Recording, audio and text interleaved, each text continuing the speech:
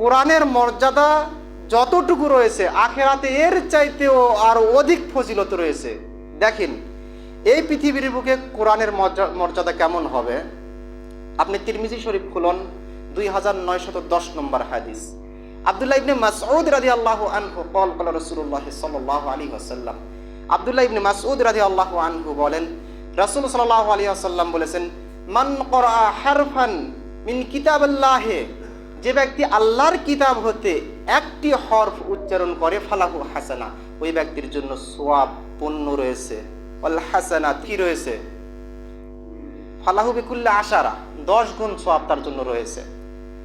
আল্লাহ রাসূল বলতেছেন, লা আকুলু, আমি এ কথা বলি না যে আলিফ লাম মিম হারফুন, আলিফ লাম মিম এটি যে একটি হরফ, এ কথা আমি বলি না। আলিফুন হারফ ওয়া লাম ওয়া হারফ ওয়া মিম ওয়া হারফ, বরং আলিফ একটি হরফ, লাম একটি হরফ, মিম একটি হরফ। কোনো ব্যক্তি যদি আলিফ লাম মিম এই বাক্যটি বলে, এখানে 3টি হরফ রয়েছে, এই ব্যক্তির জন্য 30টি নেকি লিপিবদ্ধ করা হয়। নেকি কোথায় রয়েছে আমরা ধরতে জানি না, পড়তেও জানি না, চেষ্টাও করি না। এটা তো এই জগতের কোরআনের গুরুত্ব। এরপর আমরা যখন মারা যাব, যারা কোরআন তেলাওয়াত করতে পারি তাদের কেমন গুরুত্ব রয়েছে, দু একটি হাদিসের ব্যাপারে একটু বলি। আপনি মুসলিম শরীফ খুলুন, ইসলামিক ফাউন্ডেশন কর্তৃক প্রকাশিত 1732 নম্বর হাদিস।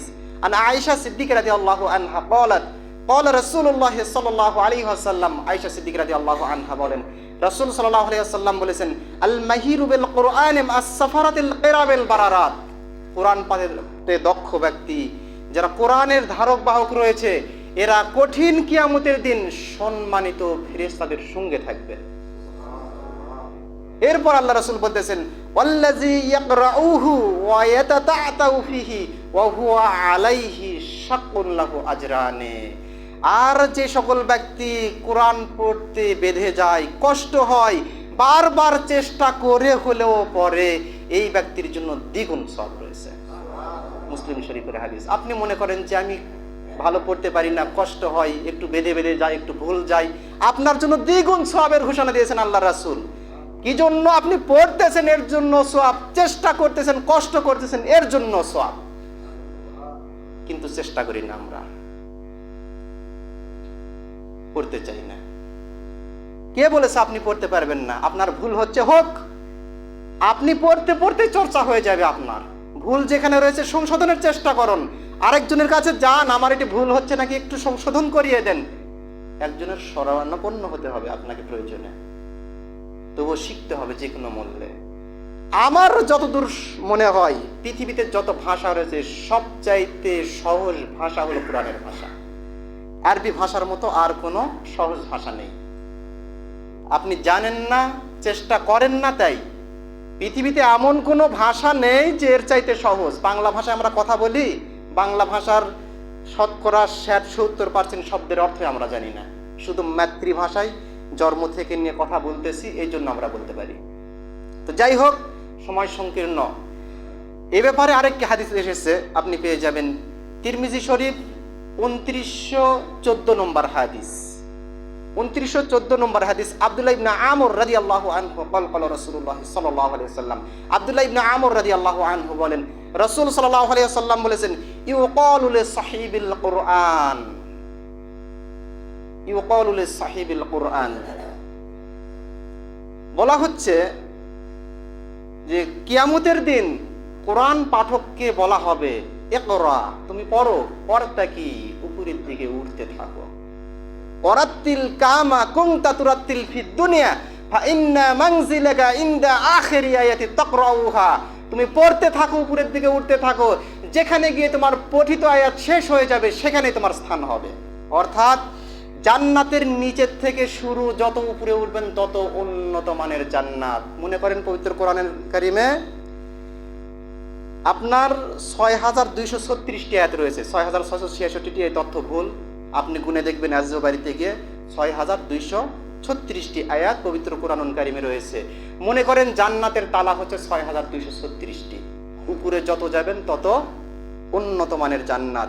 এবার আপনাকে বলা হবে দুনিয়াতে যেভাবে সাজিয়ে গুছিয়ে সুন্দর করে কোরআন তিলাওয়াত করতে, এইভাবে তুমি করতে থাকো আর উপরের দিকে উঠতে থাকো। ওরাত্তিল কামা কুনতা তুরাত্তিল ফিদ দুনিয়া, দুনিয়াতে যেভাবে সাজিয়ে গুছিয়ে সুন্দর করে তেলাওয়াত করতে, এইভাবে তুমি সাজিয়ে গুছিয়ে সুন্দর করে তেলাওয়াত করো আর উপরের দিকে উঠতে থাকো। ফা ইন্না মানজিলাকা ইনদা আখিরি আয়াতি তাকরাউহা, যেখানে গিয়ে তোমার পঠিত আয়াত শেষ হয়ে যাবে, যেখানে গিয়ে তোমার কোরআনের মুখস্থ বিদ্যার পুঁজি শেষ হয়ে যাবে, ওই স্থানেই তোমার জান্নাতের স্থান হয়ে যাবে। কত মর্যাদা! আমরা কোরআন পড়তেও চাই না, মুখস্থ করতে চাই না। আরেকটি আয়াত তিরমিজি 2915 নম্বর হাদিস, আপনি খুলুন।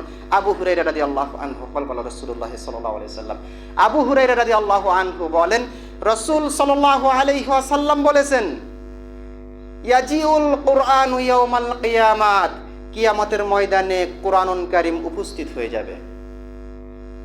ফায়াকুলু, এবং বলবে, ইয়া রব্বি, হে আমার প্রভু, হাল্লিহি ফাইলবাসু, কোরআনের এই পাঠককে অলংকৃত করুন। হে প্রভু, কোরআনের এই ধারক বাহককে, পাঠককে অলংকৃত করুন। তাজাল কারামাত, এবার ওই ব্যক্তিকে আল্লাহ সুবহানাহু ওয়া তাআলা সম্মান এবং মর্যাদার মোটুক পরিয়ে দিবেন।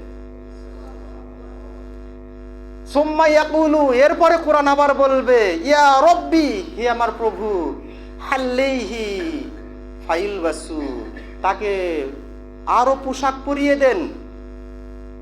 সিদহু ফাইলবাসু, তাকে আরো পোশাক পরিয়ে দেন। হুল্লাতাল কারামাতে, তাকে এবার সম্মানের পোশাক পরিয়ে দেওয়া হইবে। সুম্মা ইয়াকুলু, এরপরে কোরআন আবার বলবে, ইয়া রব্বি, হে আমার প্রভু, রব্বির জি আনহু ফায়ারজি আনহু, এই ব্যক্তিকে মর্যাদা দিয়ে দেন, মর্যাদা বৃদ্ধি করে দেন এই ব্যক্তির। তখন আল্লাহ রাব্বুল আলামিন ওই ব্যক্তির মর্যাদা আরো বৃদ্ধি করে দিবেন। ফায়ুকালু লাহু, এরপরে বলা হবে, ইকরা, তুমি কোরআন পড়ো, এখন পড়তাকি, উপরের দিকে উঠতে থাকো। ওয়া তুজাদু বিকুল্লি আয়াতিন হাসানা, প্রত্যেকটি আয়াতের বিনিময়ে আজকে তোমার মর্যাদা এক একটি করে বৃদ্ধি করে দেওয়া হইবে। সহিহ হাদিস, তিরমিজি 2915 নম্বর হাদিস খুললে পেয়ে যাবেন। তাহলে কত মর্যাদা কোরআনুল কারীম তেলাওয়াত করার পরার, কিন্তু আমরা চেষ্টা করি না। লাইন লাইন গান মুখস্থ আছে, কোরআন বলতে গেলে আর পারি না আমরা, যে হয় না, মুখে ভিড়ে না। চেষ্টার পরে ত্রুটি থাকলে ভিন্ন ব্যাপার, চেষ্টার পরেও হচ্ছে না, দ্বিগুণ সওয়াব। টেনশন করিচ্ছেন কেন আপনি? কিন্তু চেষ্টাই নেই, ছাড় পাবেন না। এই কোরআনুল কারীম কিয়ামতের দিন কারো পক্ষে এবং কারো বিপক্ষে দাঁড়িয়ে যাবে সেই দিন। তাহলে কার পক্ষে আর কার বিপক্ষে দাঁড়িয়ে যাবেন একটু ভেবে দেখেন।